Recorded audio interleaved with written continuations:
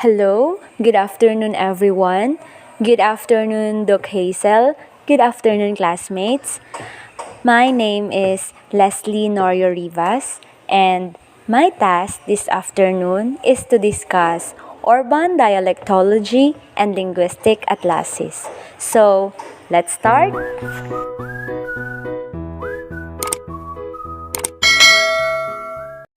First, let's define what is dialectology. Dialectology is also known as dialect geography. It is a set of methods for gathering evidence of dialect differences systematically. Also, it is a study of language variety by any methodology. It means that this practical field comprises with methods that compare individual forms of language as part of their own systems. Language is an abstract and inclusive term that refers to different varieties. When two varieties differ phonetically, they are known as accents. But when they differ grammatically, they are known as dialects. While ago, my partner Ma'am Estraga talked about rural or regional dialectology, and she said that it concentrates on the relationships between language and geography and on the spatial differences of language, whereas this urban or social dialectology concentrates more on the relationships between language and social features. We have social features. They are grouped according to their income, cultural background, education, and place of residence. Urban or social dialectology studies the influence of speakers' characteristics, and it examines how ways of speaking are linked to social differences in particular region. It is true, no, that our language is being influenced by who we are, by our social status, let's say our income, our level of education, our ethnical or cultural background, and even in the class that we are in or we belong. For example, we belong in the upper class or middle class or working class. So when we say upper or middle class, they are those who have more years of education and performs non-manual job or non-manual work. While the working class, they are those people who have fewer years of education and who perform hard work or manual work. For example, in these two learners, how language varies in terms of their social class. The learner whose mother belongs to the upper class may say, "My mom told me to study and get ready for my exam tomorrow." However, this learner number 2, whose mother belongs to the working class, may say, "Oh, my mother hasn't paid my tuition fee yet. How can I get an exam tomorrow?" May difference gid when we call our parents, especially kung ara kita sa medyo okay nga pamilya, we say mommy or mom, daddy or dad. Pero kung sa medyo hindi gawa, middle lang, or working, may say papa, mama, papsi, mamshi, or nanay and tatay.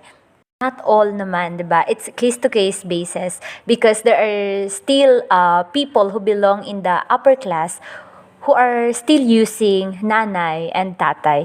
But just telling that it's the commonly used words by the society. We can see from the group of people that they do not use language or dialect the same way. For example, teachers do not speak the same way like farmers or like vendors or students.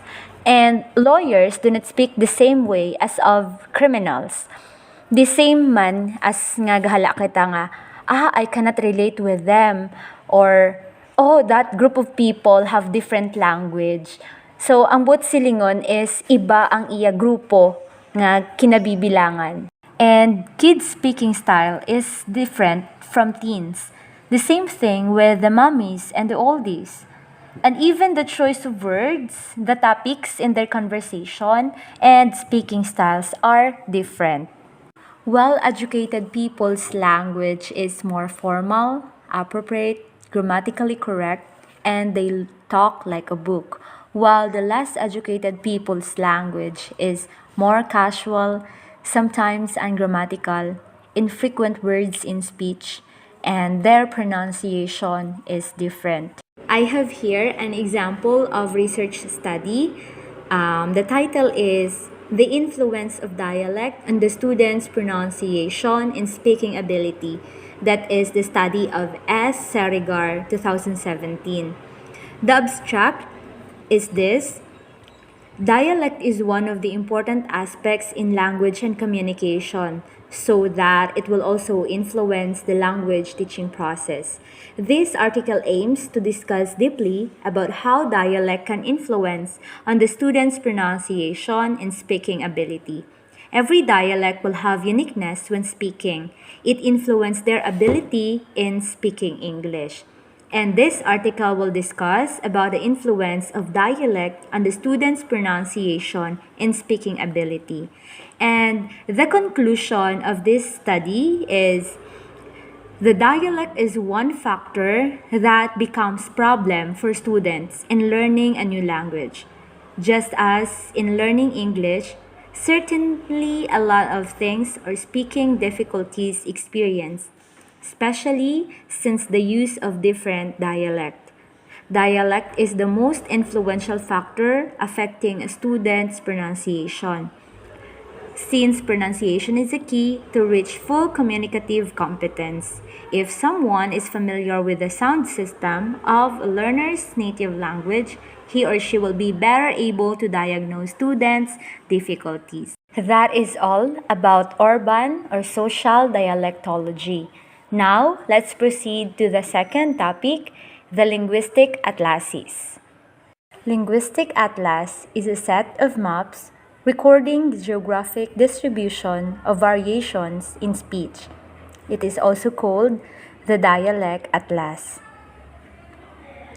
This is also a book of maps which shows the distribution of language features over a chosen area.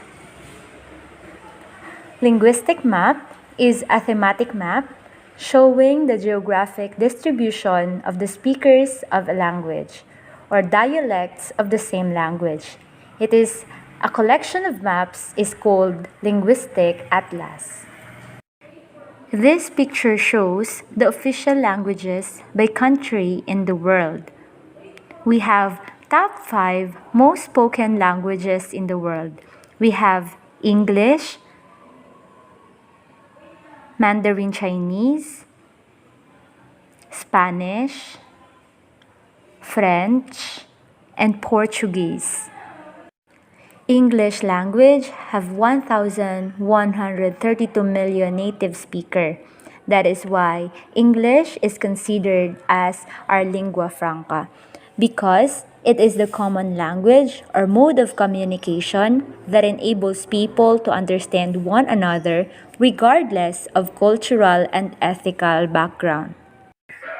I have here an example of the spoken languages, the Spanish, Mandarin Chinese, and French. Hello or ni hao, ni hao. How are you or ni hao mo, ni hao mo. Hello or hola, hola.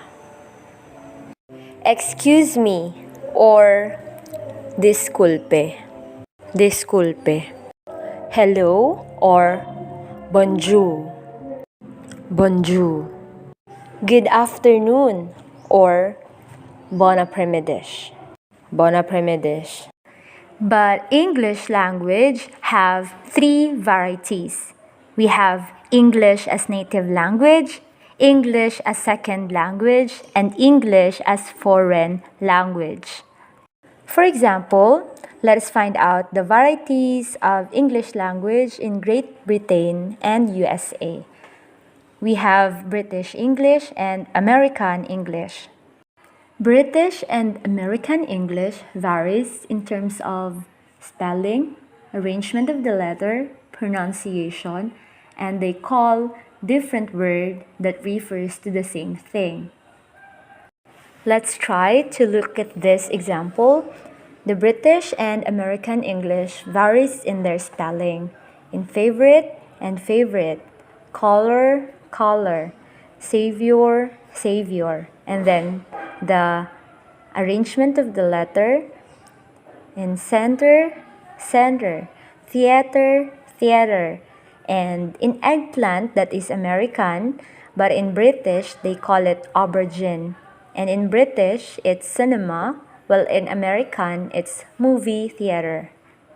Also, I have an example in India, Singapore, and Philippines.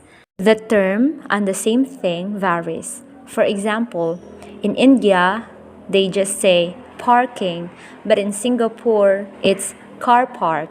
And here in the Philippines, it's parking lot.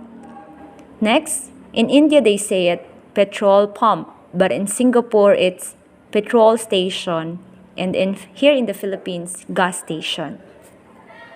Washroom in India, toilet in Singapore, comfort room in Philippines. Elevator, and the same elevator in India and Philippines. And in Singapore, they call it lift. And India, they say it smartphone. And in Singapore, handphone. And here in the Philippines, cell phone. Aside from English, Mandarin, Spanish, French, and Portuguese, other languages in the world are Hindi, Arabic, Bengali, Russian, Portuguese, and Indonesian, and others. While in the Philippines, we have these major dialects. In other provinces here in the Philippines, we have Pampangueño, Tagalog, Bicolano, Pangasinan, Ilocano, Zambal, Ivatan, Chabacano di Cavite, Cebuano, Samareño or Waray, Hiligaynon, Masbateño, Romblomeño, Coyunyon, Antiqueño or Kinaraya, Acleño, Capizeño, Sorigeño, Chabacano de Zamboanga, Maranao, Maguindanao, Yakan, and Tausug. With that, I have here an example of such dialect here in the Philippines, the Filipino, Hiligaynon, and Cebuano, just for an example. In English, it's wonderful. Filipino or Tagalog, maganda. Hiligaynon, manami. And Cebuano, pagkaanindot. And in English, when they want to invite to eat, Filipino, kakain. Hiligaynon, makaon. Cebuano, mangaon. In English, like. Filipino or Tagalog, gusto. Hiligaynon, naila. Cebuano, naluyag. And previously, in Tagalog, it's kanina. Hiligaynon, kaina. Cebuano, kaniha. In English, where. Filipino, saan. Hiligaynon, diin. Cebuano, asa. So those are just an example of the variation in terms of dialect. And as what my partner Ma'am Ischaga had mentioned a while ago, that there are some portion here in the Philippines that they exchange L, the sound of L, and the sound of R. So just like uran, ulan, hulam, huram. So those are just an example of variations in terms of our dialect. So again, when we say linguistic atlas, this is a set of maps recording the distribution, the geographic distribution of variations in our dialect. Okay, so that would be all, and thank you so much. Once again, good afternoon, Doc Hazel, and good afternoon, classmates.